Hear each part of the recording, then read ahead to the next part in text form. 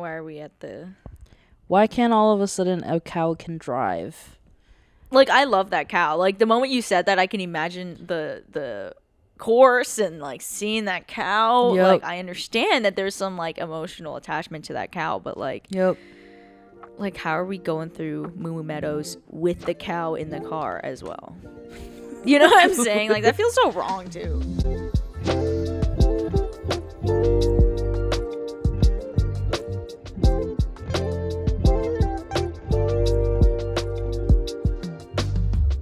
Welcome back to book club, guys. Yes. And we finished the damn book. We finished the book, guys. We finally finished See You Yesterday. I had to sit up to see She had to see the book. You would think after reading it for this long I'd remember, but Yeah, we hit what was it? Basically a year in March. It is like April. Yeah. But yeah, we hit a year in March and we were so shocked. Yep. We have no words. No words at all. No excuses. It took us like a couple of months for the book before, and that made the most sense because it was a book about choices. Right. And like flipping through it. So we were like, okay, we had our fun and games. Let's lock in. Yeah. We did not, in fact, locked in. We're unlocked. We lost the key. Exactly. The gate was swinging open. Exactly. That a gust of wind could have blown that open. Yeah. We did kind of lock in towards the end. We did, because we were determined to put this book down. No, literally. Full respect to Rachel Lynn Solomon. No, complete respect. it was fun. It was different. Yes. And you know, I there was a lot of good jokes in there. There was a lot of good, like, interesting plot points. But you know, it was just at a different speed than we were used to. So yeah. There was a lot of different things, and then also on our actual, like, real lives, a lot of things were happening to us. Right. So not only did, like, the different pace kind of threw us off, but, like, life threw us off, and then it just, yeah. And we will not stop talking about that, guys. I know 3 episodes in, we keep mentioning. We're just, like, feeling really bad, so we have to make an excuse. No, because I'm like, I don't want to say that we didn't like the book. Yeah, because it definitely, like... It takes a while, for sure. It takes a while, but again, you gotta give Rachel Lynn Solomon her, like, flowers. Like, I think that it was very creative, and it had me on my toes sometimes. Like, I didn't... Like, we'll get into it towards the end, but I was, like, really freaking out. I don't even remember where... Last we left off was chapter 26. Yeah. And, you know, if you don't know what happened, check out the last episode. Yeah. Because, to be real, can't remember. Yeah, literally, like. So we have from chapter 26 to chapter 42. Yeah, we grinded that shit out. Buckle in, guys, because it's a lot. Yeah. It's a lot. And we talked a lot last episode. Best believe what this one's gonna be for about. real. So in chapter 26, they are now just kind of doing whatever again. Yeah, like they were fooling around. Well, not fooling around. They're doing random stuff because they can, you know. Yeah, they can again, and then they, you know, they still haven't found anything about Devereaux. Mm-hmm. So now they're getting tattoos. Yeah, because it's gonna disappear the next day. Yep, exactly. So they're getting tattoos. They're just like giving each other like what they think would be good on each other. Yeah, they're surprising each other. Which again sounds like another book we read. Yeah. I really, oh my God. If y'all don't know, just really briefly, Heartbones by Colleen Hoover. We talked about it, I think, the first episode. The first episode we talked about it. And yeah, they have a tattoo thing. I think we talked about it in the first episode too, but that nothing will ever top the surprise and confusion of that tattoo scene. Yeah. But yes, similar to Heartbones, these two people decide to surprise each other with tattoos, but at least this time it's like temporary. So yeah. So as they're getting tattoos, they're talking. Miles's phone rings once again. And now Barrett is like constantly pestering him about it, being like, you never pick it up. Like, why aren't you going to pick it up? Right. He doesn't want to. He's avoiding it. And enough pestering comes around and he goes, fine, I'll answer it. Yeah. He stops in the middle of his tattoo process, answers the phone, and then turns to Barrett whenever the call ends and goes, we're going to go pick up my brother from rehab. And she's like, oh, go to rehab. And I said no. But yeah, so they do that. And Barrett learns that Max is just the complete opposite of who Miles is. He's very outgoing. He's extroverted. He's pretty much of like a bad kid in a way. And he's the older brother. He's the older brother. He's the older brother. I love my older brother. Max the older brother. Max the older brother, Max.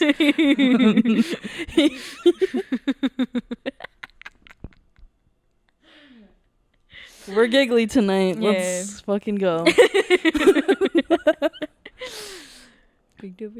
Okay. He picked up his bottle. We have. A little bit before to being introduced to who Max was, Miles did give a rundown of like who Max was. Yeah.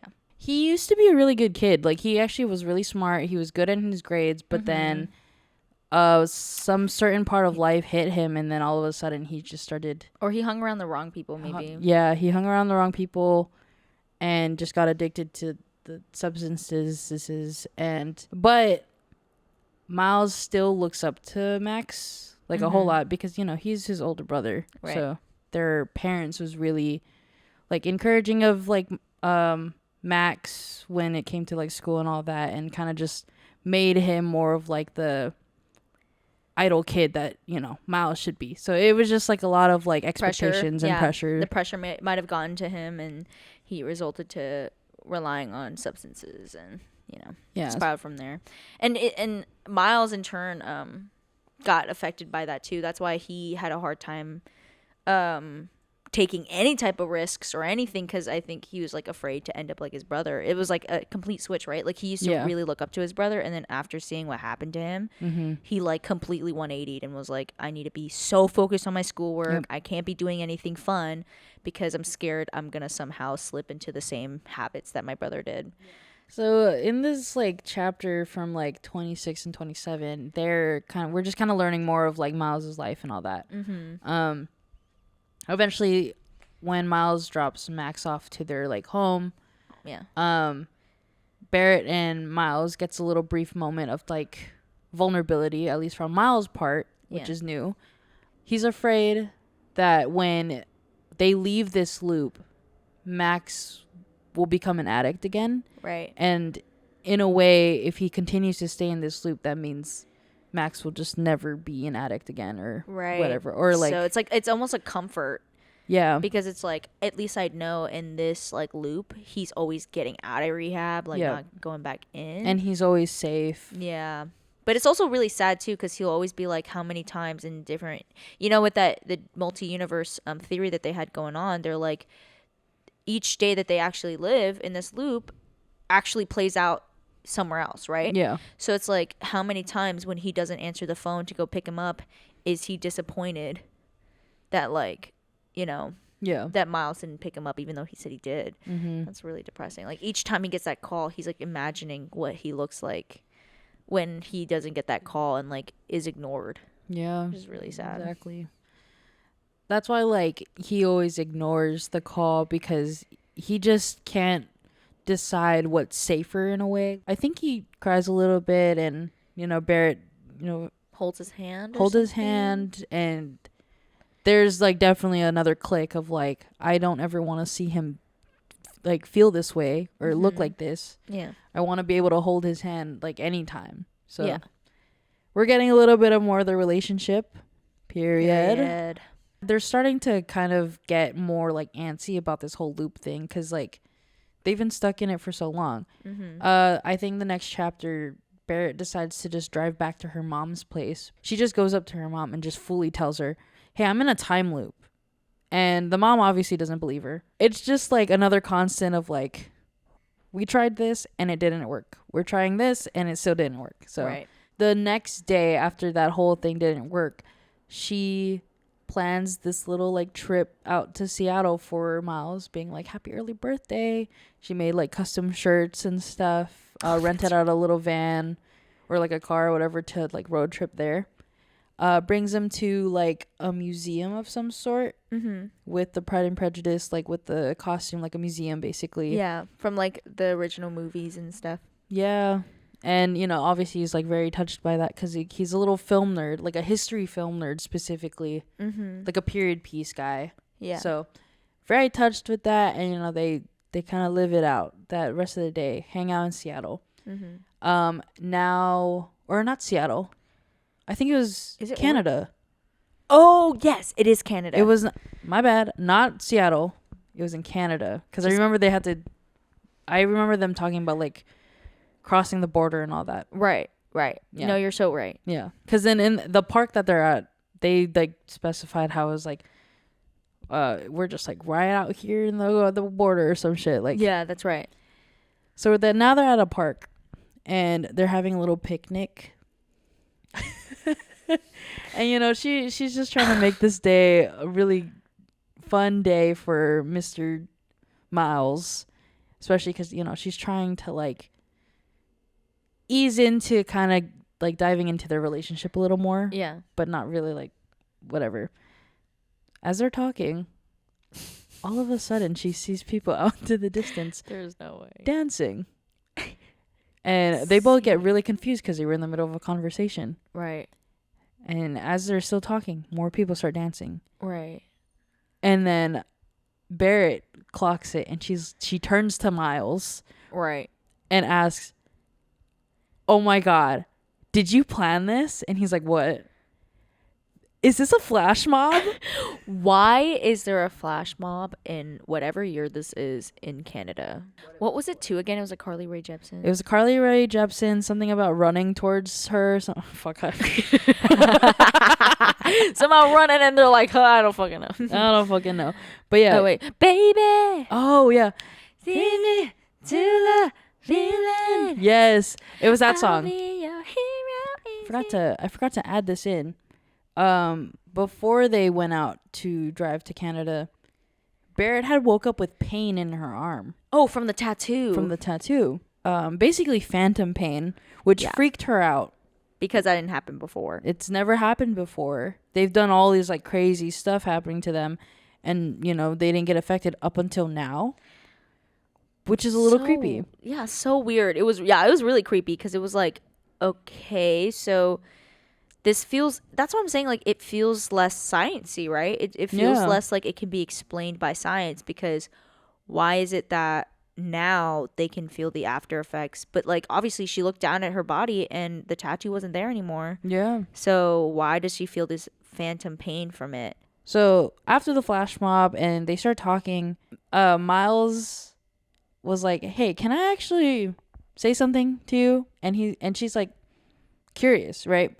He turns around and gives her a single yellow rose and was basically thanking her for making his birthday essentially a good day.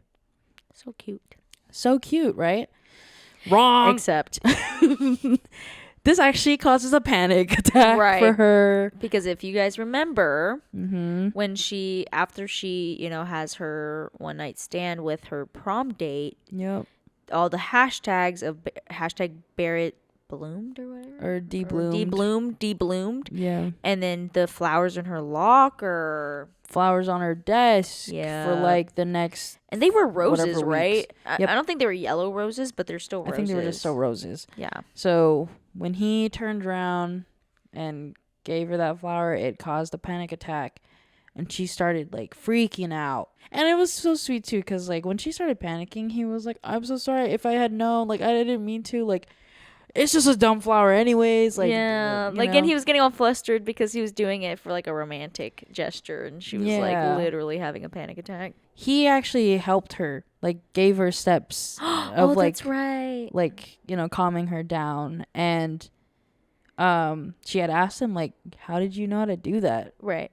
He had looked up how to like steps for like panic attacks the next time this happened, because it happened before, right? And she ran and like a track star. Yeah, and he had no idea how to solve it. So after that, a little event, he went out to look like how to do it, which was like, that's the sweetest thing. People start taking notes, man. Literally. Like, that is amazing. That's like, beautiful. I know, because it's like, he felt so bad for feeling helpless that he took it upon himself to search it up his damn self. He wasn't like, what should I do? And like, just kind of like hope that the next time that it happens, he knows what to do. Nah, he took it upon himself to search it up and educate himself. Yeah. It's amazing. So then she finally like really tells him the rest, because she was kind of holding back for a long time of like explaining the whole thing, because she also hasn't told anybody other than the people that obviously know what happened. Yeah. She's never told anybody who didn't already know. Like, she didn't tell her mom. So at this moment, she kind of just spills like what happened. Yeah. And, you know, obviously Miles is upset, like, not at her, but just more of like about the situation. Yeah. Like, that isn't your fault. Like, you shouldn't feel guilty, or you shouldn't be like apologizing for them. Like, they were the assholes. This, and this. Yeah. Like, she was really violated. Yeah. Yep. All of a sudden, the attraction level, they're getting like, they're magnets, bro. They're starting to get closer and closer. Negative and positive. Yep. They're about to lean in for a kiss. Right. It's happening. Yep. They're happening. Getting closer. Lips puckered. Lips are puckered. Eyes are half lidded. Literally. But just before they could kiss, Barrett gets hit with a flashback. Yeah, like some anime type shit. What like, the fuck? What? Yeah. So since when can we get flashbacks? All of a sudden, we have like a filler episode come in. What's happening? Yeah, a scene we've never seen before. Yep. But very briefly, she gets a flashback of the two of them kissing. At like a party or something? At a party. And it's like, she has this feeling where it's like, it's not really them. Like, yeah. You know, she doesn't remember it at all. Right. So she's like, why did I just get this premonition? Yeah. That this happened before. So this is right before they kiss. They're like a centimeter away. So obviously with that flashback, freaking, instead of negative and positive, it's now positive. They're right. Repelled, bro. Repelled. Yeah. And she... yeah. Yeah. And, you know, obviously she's confused. Yeah. He's confused, you know? Yeah. And she flat out asks him, did we kiss before? Yeah, you bitch. And with that, Miles then freaks out. Because also, imagine being Miles. He's like, wait. Okay, so we unlocked that power. Yeah, all of a sudden you're... tapping into your past lives type shit? Or past universes? Yeah. Yeah. It's weird.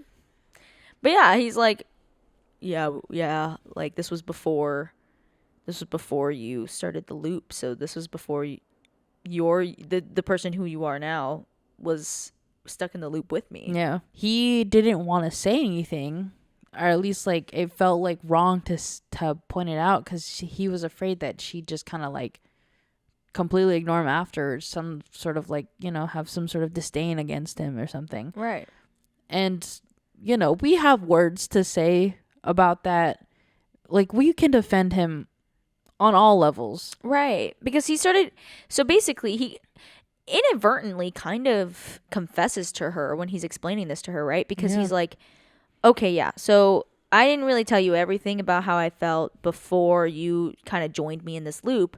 Before, you know, you always been kind of somebody I always wanted to talk to, even though you never remembered me after. Yep. I would always try to talk to you. I would follow you to the party. I would like make myself be at the party so I could talk to you. And then, yeah, I guess one of the universes that they were at, he was like, you know, one of the loops that he was in, he was at the party, and they actually, you know, Barrett and him got to talking, and it got to them kissing, you know? Yeah. And he even like says that in one of the loops when they end up making out, he was like, another reason why he didn't say anything was because he felt like she was out of his league. Yeah. Like, Which, again, you hear that. You're like, damn, so you're calling me hot.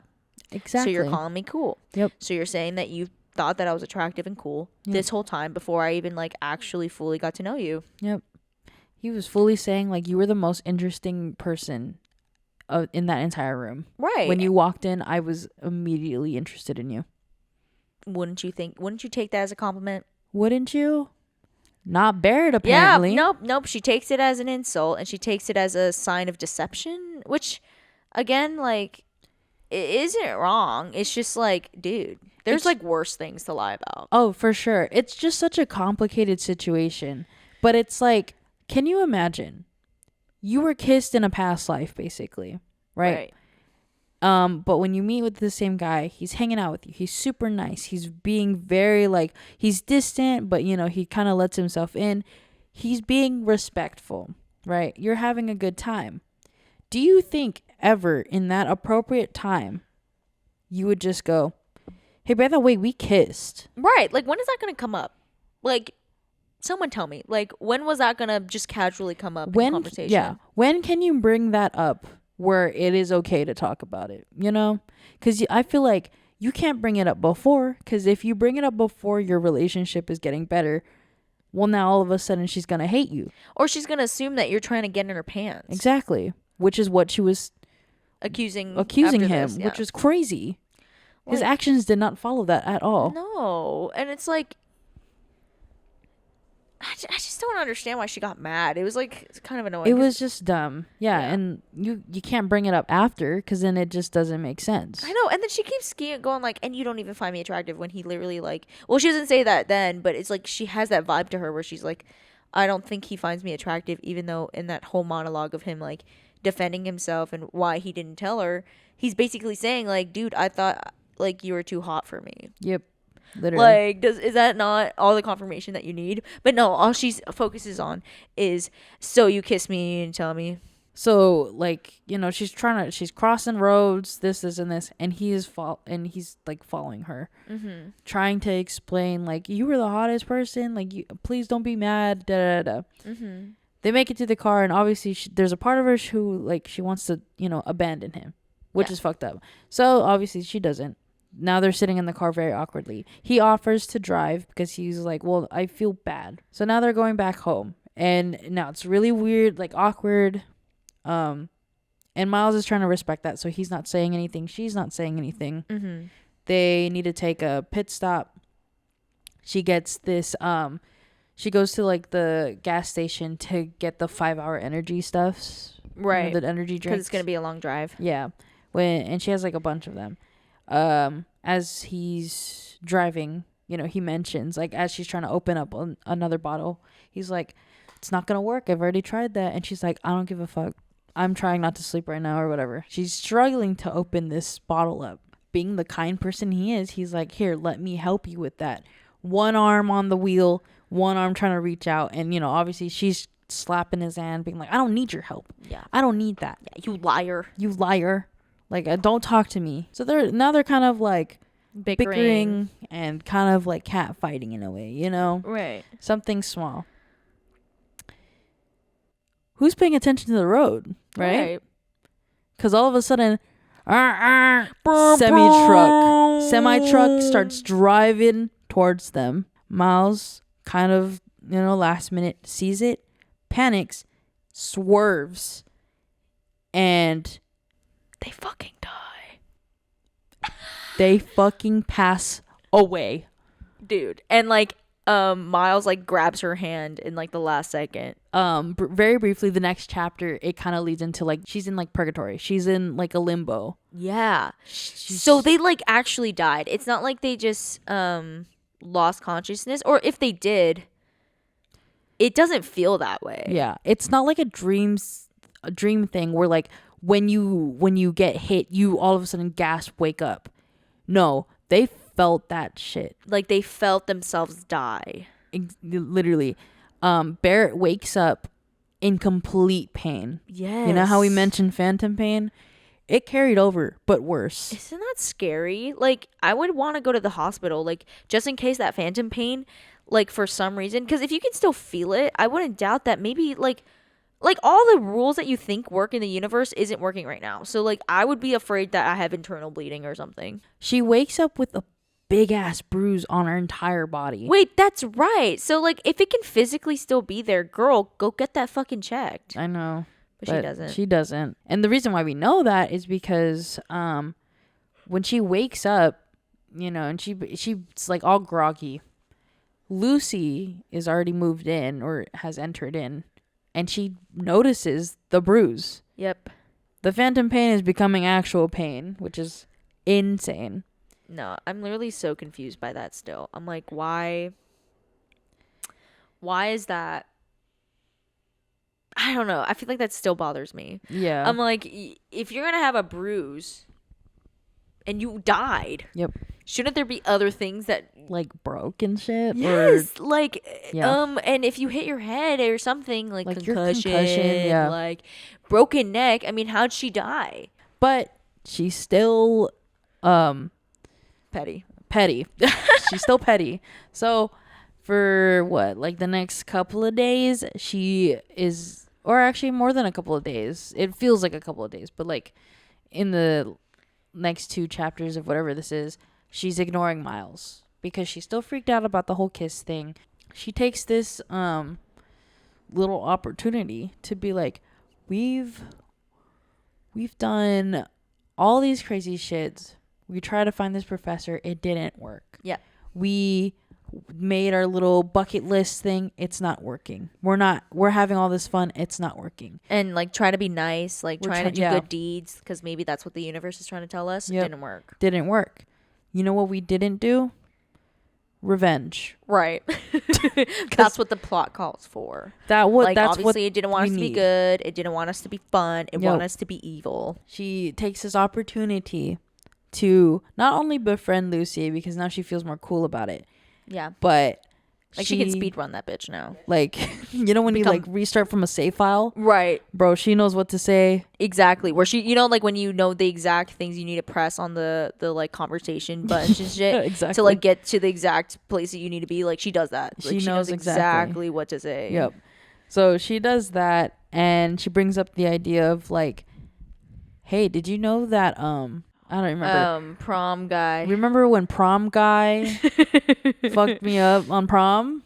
And she's like, yeah. Well, he's here. And she, you know, Lucy's confused. And Barrett then explains, being like, what if we give him hell? So the whole day, Barrett and Lucy, but mostly Barrett, because, you know, Lucy's just kind of following along, is trying to freak the prom guy out. She goes to his class, puts like a someone's watching you prom guy on the projector.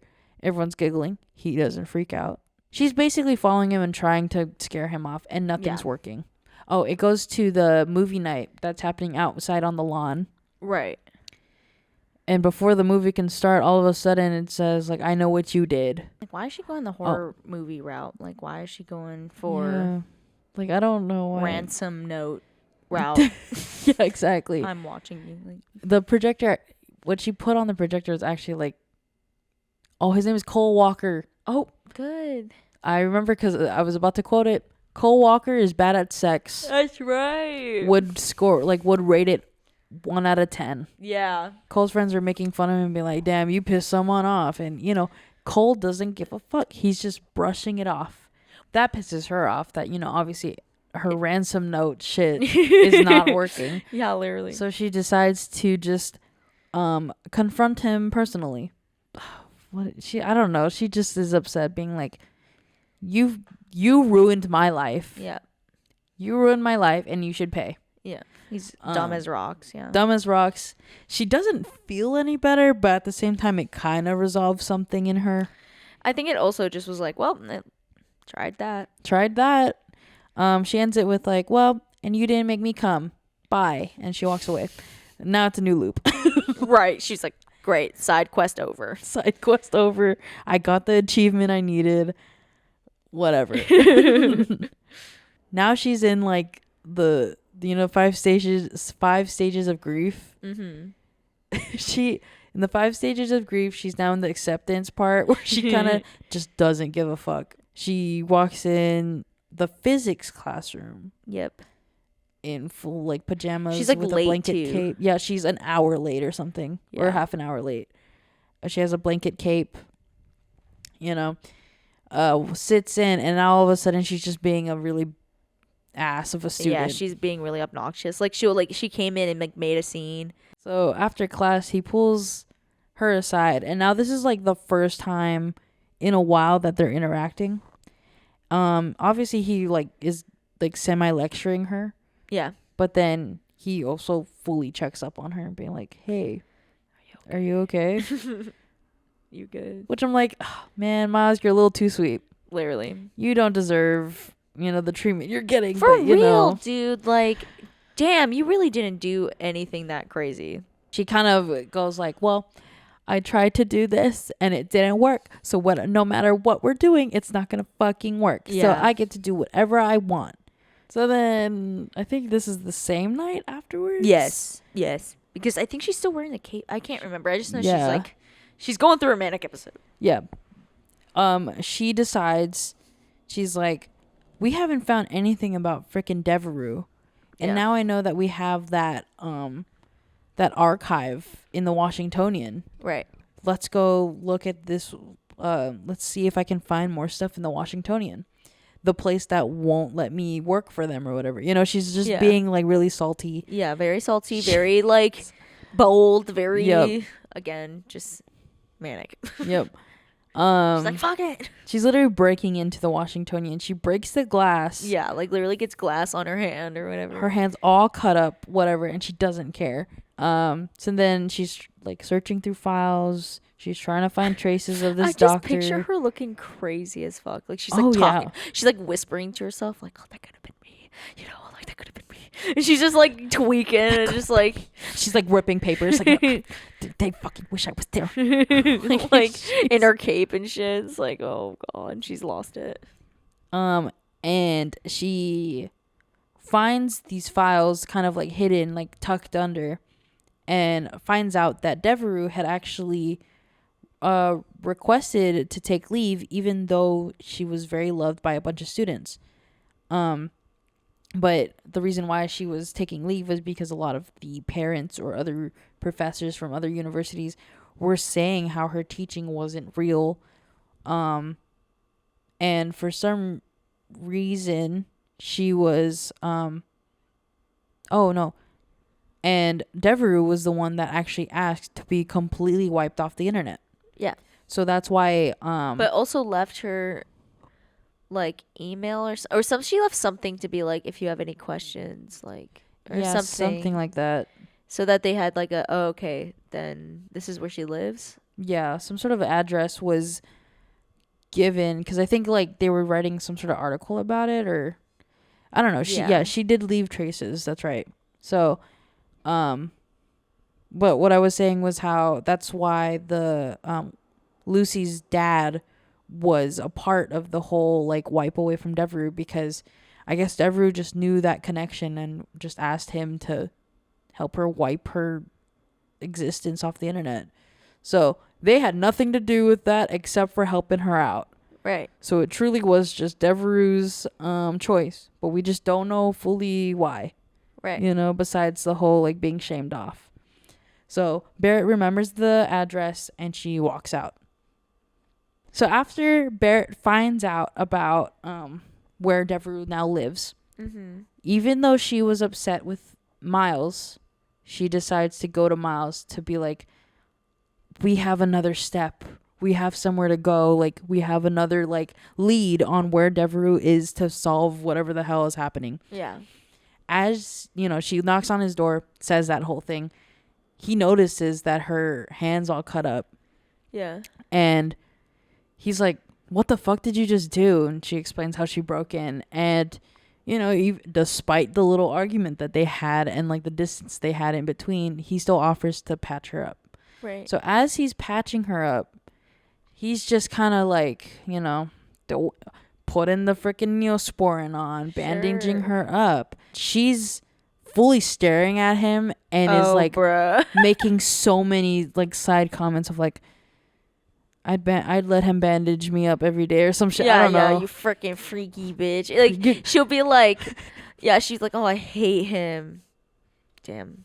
But damn. Make that bandage tighter. Like, bitch, you're a freaky. Yeah, she's a freak. Like, weren't you just mad at him, you little freak? You little freak. What's wrong with you? Like, leave him alone. Hop off of him for a second. Literally. Jesus Christ. Like, she's like, I don't want to speak to him. The moment she, like, is literally near him, she's like, let me pounce him. Like, come on now. Choose one. Come on. No, literally. Are you mad or are you not? Like, shut it off. Thank you. Shut it off. It's like a mix of like she's down bad for him and then also being like, but Miles is my everything. Yes. Like being really sweet. Really sweet and horny, you know? And also like, or she'll be like, it won't even be focused on that. It'll be like she's talking and then it'll just like, she gets like a horny thought that just like floats her way.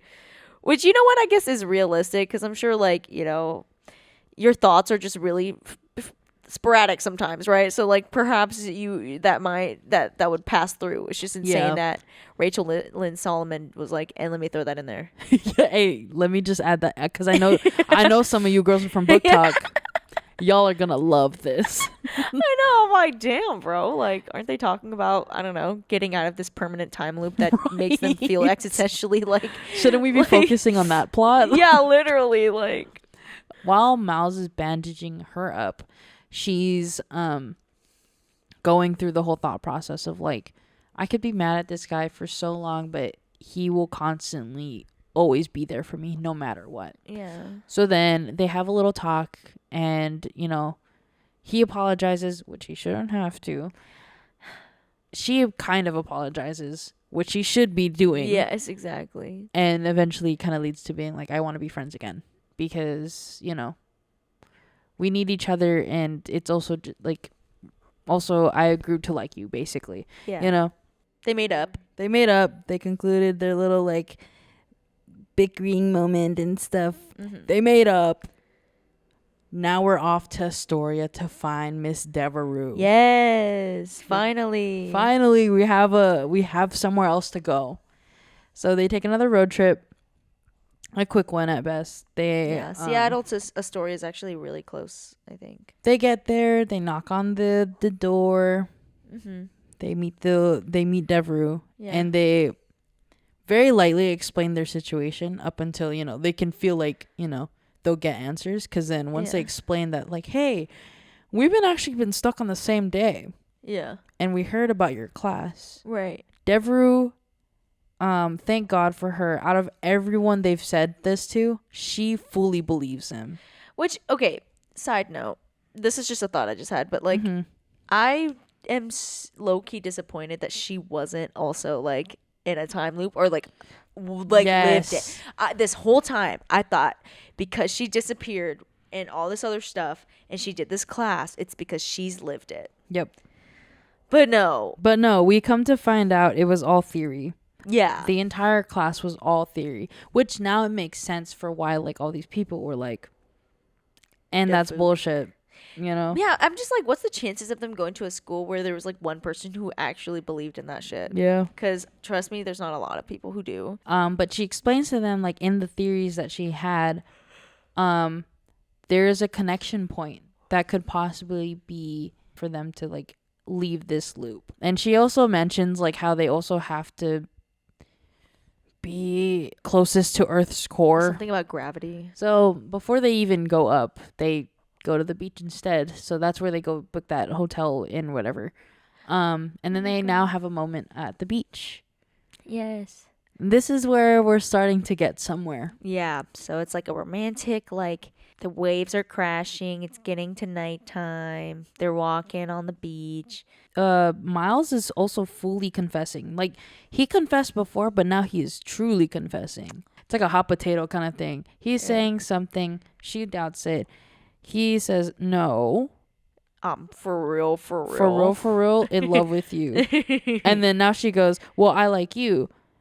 No, you don't, bro. Bro, listen to me right now. They kiss. They finally kiss, guys. Yes, finally. Holy shit. What chapter is that? 34. They finally kiss. Okay, K-drama type shit. And then they're like really kissing. Oh yeah, and then they got really into it. And oh my god. And then we're like, dude, what if a fucking security guard just like pulls up on them? Like, what if you're just like doing this freaky shit to each other, like underneath his freaking jacket, like, and the security guard just pulls up on you? Yeah. And then I made a joke where it's like it's the fucking Subway Surfer security guard where it's like, dun, dun, dun, dun, and then they're running, and now all of a sudden they're on a fucking subway track running through. Yeah, we just like imagine the whole thing where it was just like they're going underneath the shit. It's like out of nowhere, because I think we're also just really uncomfortable because again we're reading this shit out loud, guys. Yeah. Like just reading to each other because one of us only has a book, so the other one has to just like look and listen. And it's like, you know, out of courtesy because they can't read it.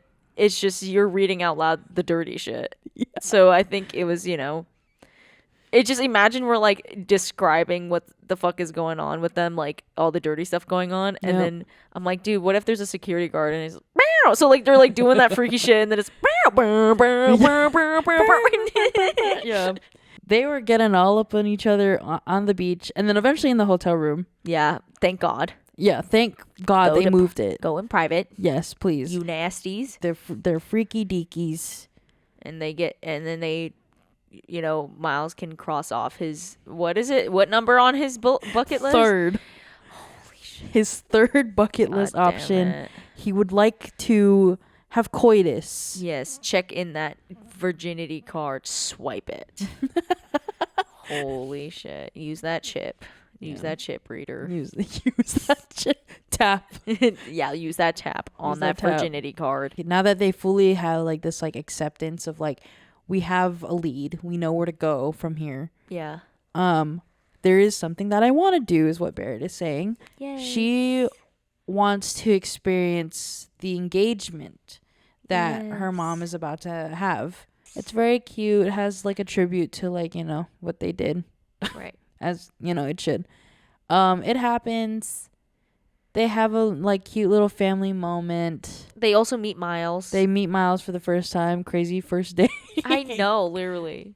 First day like, and you have a boyfriend. No, literally, they're like catching the vibe. Like, damn, bro. First of all, you drove all the way back here. Like, you didn't even want to stay in your dorm room for like the 3rd night. Right. And 2, you already made a guy friend that obviously you guys look at each other like you've known each other for months. Yeah. And like are in love. Yeah. But you're not confessing that because that would be crazy. I feel like at this point now we're definitely like we are speed running. Yeah. Chapters are being a bit shorter. Yep. We're home running. We're almost there, guys. The light's right there. We're about to enter. Aren't they making out too in between? Where they stay inside and just like have sex a bunch of times. Yeah, which is like, yo, nasties. Y'all are nasties. Like they tried to what's it called? Like, you know, Miles trying to kind of introduce like, oh, should we try and figure out like what this connection point is? And she's like, how about we try to find this connection between us instead? Right, and have sex. Because yeah. It happens way too many times. But we don't get that experience. Yeah, so which is nice. You know, Thank sometimes God. they be doing that. Either it was like in the morning or if it's like Miles left the room. But now, you know, Barrett's just chilling in her room. Lucy walks in, who was doing laundry. And Lucy pulls out this one singular sock. Yes. And she's like, I was doing laundry and I saw this in the dryer and it kind of reminded me of your socks and was like, this looks like one of yours. When she pulls it out, Barrett gets like this whole like not really much of a flashback, but like a realization basically of like, holy shit, that is a sock that I've been missing this entire time. And also it was like she lost it on the 3rd floor, but it ended up on like the upper floor or something. Yeah. And she knew that like the So, because she was like, oh my god, something went wrong with the washing machines downstairs or something. Yeah. She kind of starts freaking out because in a way, like she feels like she's starting to like forget or remember things differently. The missing sock somehow leads to having Olmsted being the connection point, which makes sense if they both live there. in there, and it's like this weird thing where she's like, why did my sock end up there? It must be something weird with the universe. So with that information, now they're like, we have to fully recreate our first day, almost like step by step, and live the best version of ourselves. Right, because that might be the one that actually plays out. Yep. So she throws on her Britney Spears shirt. He throws on his signature outfit. They behave very well on the day. She participates in physics, giving them the right answers, whatever, doing good deeds. So they're fully maxing this day out, right? So that they can finally go home. Because now I feel like Barrett's in a better mood because A, she has a new boyfriend now. Yep. B, she got to see her mom get engaged. Yep. And C, hit this like realization of like, oh my god, I'm about to go home. Now that they have gone through this whole day, it's like nighttime now. I think all they have to do is get to the bottom of like wherever Olmsted was, because like Devereaux said. Yeah, like Devereaux said, with the whole gravitational pull, they're like entering the basement of Olmsted, which is the dorms, just a reminder. Yes. They take this elevator and it's going down, and the both of them are kind of reflecting of like they're kind of freaking out. She's very eager on trying to get to this elevator and go down. She's like, let me go the fuck home. Yeah. Miles is acting a little bit different right now. Yeah, he was like really cold and really like apprehensive, and just his walls are up. All of a sudden Miles is all quiet. Like he's not happy about it. He's not happy about it. And next thing you know, boom, he hits the button that stops the elevator because he was literally freaking out. Internally, yeah. Internally, and then eventually like something cracked in him and he was like, I don't think I can do this. Yeah. Hits the button. And Barrett's like, What are you doing? What are you doing? Like, why are you doing this? And he explains how he's afraid of what's happening next, which is fair. Yeah, it's like such a big decision. And he's been stuck in this loop for so long. It's like kind of getting out of this normal again. Right. You know? But he explains like, what if when this happens, like what we're thinking is not going to happen? Right. What if we actually don't end up remembering any of this? He says, what if you actually didn't want me? Boy, if you don't like, we were like, okay, gosh. Miles, our unconfident king. Literally. You were absolutely incorrect. Bro. No, literally. He's just saying like, what if like you're doing this like because you just needed someone? Or like, you know, he was just like, very much like doubting. Stockholm syndrome type shit. Which, you know what? He's not completely wrong. Like, I feel like I would have that doubt where it's like, are you sure you don't like me because I'm like literally the only guy that can like you right now? Structural integrity. Structural integrity.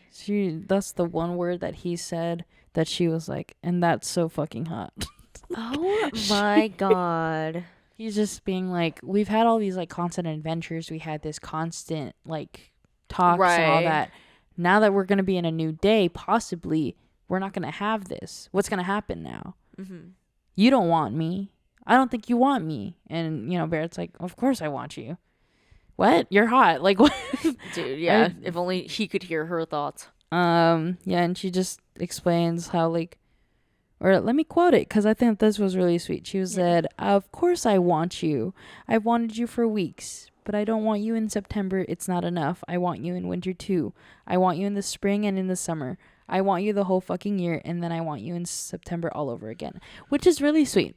Yeah. And I thought that was really cute. Especially considering, you know, and they're in a whole loop. They're finally getting out of a new season. She's like, I want you in all seasons, bro. Yeah. She's like, no, I'm excited to see you in different contexts. I'm excited to see you in a more normal sense. You know? Yeah, it's exactly. Like, and... you know, if they weren't who they were, she might feel miserable being stuck in this loop with this guy, you know, but because they're so compatible and they are meant to meet, she's like, no, like I had a really good time. And then they blurt out their I love yous. Yep, they dropped the L They bomb. drop the L bomb. Oh, and then they kiss, and then now they're kind of getting a little freaky in the elevator. Oh my god.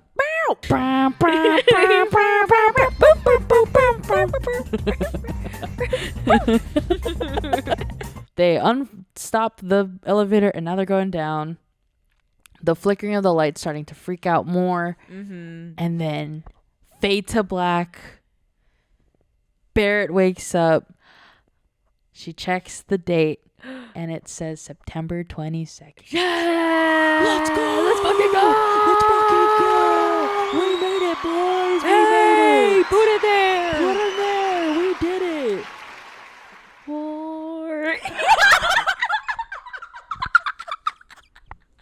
Damn, who's that girl? She fun as fuck. No, I'm just kidding.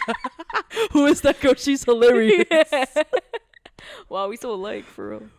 We so alike. Should get to know her. Literally. We were saying we can finally leave this fucking restaurant. Right. Thank God. So yeah, it's a new day. She wakes up. She gets ready. She puts on a cute dress because, you know, why not? I know, because it's Thursday, and it hasn't been Thursday in months. In so long. And what? This is like chapter 40, 39 or whatever? No, for real. She runs out. She's running out. She spots Miles in a distance. Yeah. At like, I think they're in like the center of the campus or whatever. Sure. Runs over and she's like, Miles, we made it. Hell yeah. I missed you. Or like, we can finally go on these dates or whatever. I don't know. She's saying all this, right? Love you. I love you. And Miles goes, I'm sorry, who are you again? Have we met? Have we met? Bro. What the fuck? Amnesia trope. The amnesia trope. I feel like I was reading because I feel like I remember reading in like the most monotone. Because I was like, there's no fucking way. Yeah. Like, y'all better fix this right fucking now or I'm gonna lose it. Especially after how hyped we were from leaving the trenches. Know. I'm like, dude, what the hell? It proceeds in the chapter and a chapter and a half before we get to the last one. That Miles cannot remember shit. Yep. Miles doesn't know who Barrett is. And, like, she doesn't know what the fuck to do. Right. Like, why do I remember, but he doesn't? We span through, like, a week of Miles not being in the picture at all. She doesn't know what to do. She talks to her mom. Anyway, some way, somehow, we're at the library. She goes to Miles, even though he doesn't remember her. They're talking, still doesn't remember. She's bringing all the books that they read, still doesn't remember. And eventually, like, breaks it down, saying, like, I know your brother is in rehab, and I know that you like film, and that you like period pieces like Pride and Prejudice. Yeah. She just is racking everything that she knows about him. Like the vulnerable stuff. And eventually, that brings Miles back. Yep, he's like, ooh, and then he like starts having the whole like flashback that she had, where it kind of all of the memories of all the other universes like kind of relate to him all at once. And then obviously, you know, when you reunite with your loved one, you know, you obviously make out with him in a library, public space, on the table or whatever. On a table. They get frisky, like not like frisky, but like still. But still, like they're all up on each other in public. Like, what is with them like doing that shit in public? Exactly. But then the librarian stops him, or not? Yeah, stops him, bumps into them, whatever. And yeah, because it's like, stop making out. Stop making out in my library. Yep, they're like, Barrett's like, oh my god, we get to go on all these dates and like do all this stuff, and he was like, hey, bro, we got time. We got so much time. And that was like the end. Yep, that was in. It's like, dude, you know what would have been sick? If Miles goes, you know why? Because I'm going to see you tomorrow. Hey. They said it, and then roll credits. Yes. A year worth. A year worth. Of reading this average-sized book. And it's like... And it sucks too, because it like genuinely, it wasn't like we read a chapter every other day. Yeah. you know, from March 2024. No, we read like a sliver of chapters in the beginning. No chapters until August 2024. No, we didn't even read that much, to be real, on August 2024. Yeah. And then leading up to just recently, February, close to March, we finally were like, we should get a schedule. We should get a schedule in. Now we're reading every other week or every week. Yeah, pretty much. And here we are. And I feel like, you know, the experience would have been different if we had been able to read it within like 2 months. Yeah, I think it was hard when we forgot. Yeah. A lot of stuff. You know, life just throws stuff at you. Yeah. And sometimes you'll be stuck in a restaurant for a pretty long time. Yeah, sometimes that happens. You know, sometimes it's a busy night.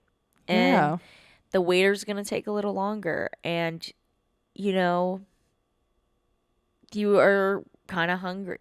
Yeah, you're hungry, and you know you've been looking at the menu for like a long time now. So when you're ready to order, you know, waiters pass by, try to signal them down, and that's fine. And once you signal them down, you get to order. But then that takes a while, so it's a whole process when you're ordering at a restaurant, especially when it's busy. So, you know what? Yeah. Got to give them grace. And what we're saying is, yeah, that's why it took us about a year to read this book. Yeah, exactly. Not saying it was a bad book. We just had... It was a busy night at the restaurant. And next episode, we will be starting a new book. Yes! And I swear this time it's going to be a lot better than... not the book content, but like episode-wise, it'll be a lot better. For us recording this. Yes. We will be reading Unhoneymooners. Yes. By Christina Lauren, I believe. Yes. But yeah, it's been a journey. Thanks for hanging with us. See you tomorrow. No, I'm just kidding. See you yesterday, guys. Bye.